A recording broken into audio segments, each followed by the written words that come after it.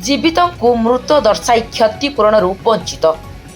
ମାଲକାନଗିରି ଜିଲ୍ଲାର ମାଥିଲି ତହସିଲ ଅନ୍ତର୍ଗତ ମୁଣ୍ଡଗୁଡ଼ା ମୌଜାରେ ରେଳ ପ୍ରକଳ୍ପ ପାଇଁ ଜମି ଅଧିଗ୍ରହଣକୁ ନେଇ ଗୁରୁତର ଅଭିଯୋଗ ସାମ୍ନାକୁ ଆସିଛି।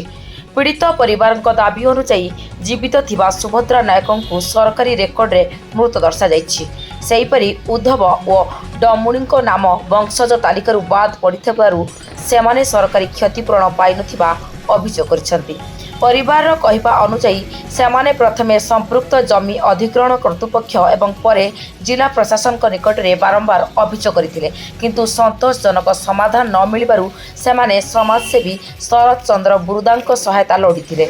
ଶରତ ଚନ୍ଦ୍ର ବୁରୁଦା ଏହି ମାମଲାରେ ନିରପେକ୍ଷ ଓ ଉଚ୍ଚସ୍ତରୀୟ ତଦନ୍ତ କରାଯାଇ ପ୍ରକୃତ ହିତାଧିକାରୀଙ୍କୁ ଶୀଘ୍ର ନ୍ୟାୟ ପ୍ରଦାନ କରିବାକୁ ଦାବି କରିଛନ୍ତି।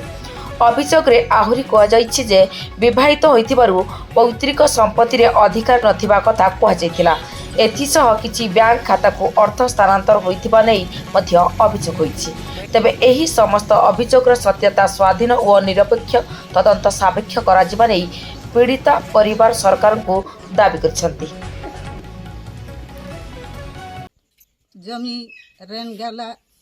हमके पैसा गटक देवत नहीं उठाई कर कई देला जाई कहबा का मारबा पिटबा उठला हेले आ विषय रे का को जणैथिलो तमे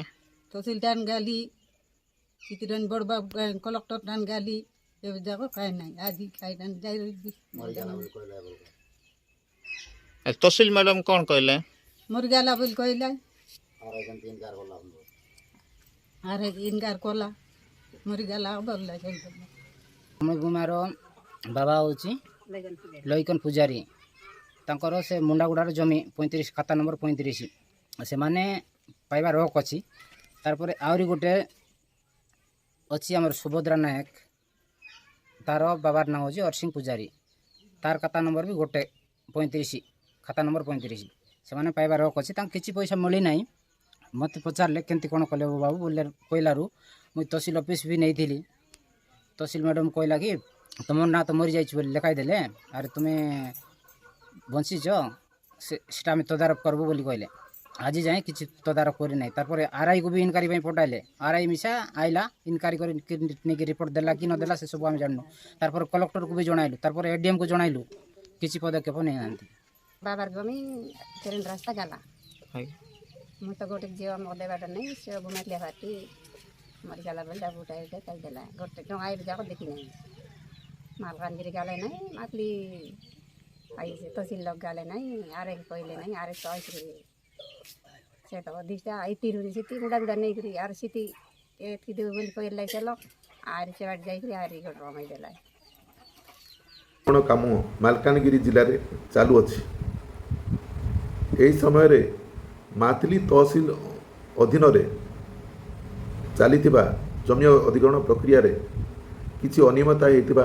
सामना को आसीछि। मुंडागुड़ा मातली तहसील मुंडागुड़ा मौजा रे सुभद्रा नायक को बंचिथिबा अवस्था रे तांकु मृत घोषणा करा जाई अछि एवं सेही परिवार उद्धव एवं डमुणी को मध्य सेमानकर वंश जो लिस्ट रे जेनोलॉजी रु बाद दिया जाइछि। ए संक्रांत रे सेमाने प्रतिवाद करबा और लिखित अभियोग देला परे मध्य कौनसी सुफल न मिलवा परे मातली तहसील दारगोठारू कौनसी न्याय न मिलवा फल से एडीएम मालकानगिरी एवं जिलापाल मालकानगिरी पाखे द्वारस्थ होते से न्याय पाइबारे विलंब होला परे से मो पाखक मध्य आसीथिले